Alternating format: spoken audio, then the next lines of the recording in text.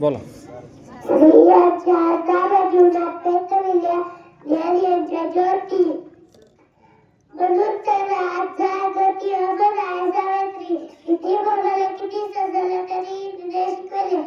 स्त्री शिक्षणाचे भले पुढे उद्या सारा लेखी नाही रावले.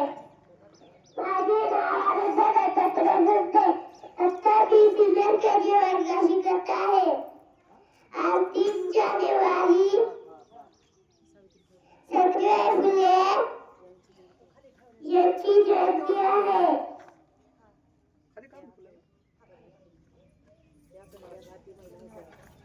या पहिल्या महिला शिक्षका होत्या. त्यांच्यामुळेच आज सर्व क्षेत्रामध्ये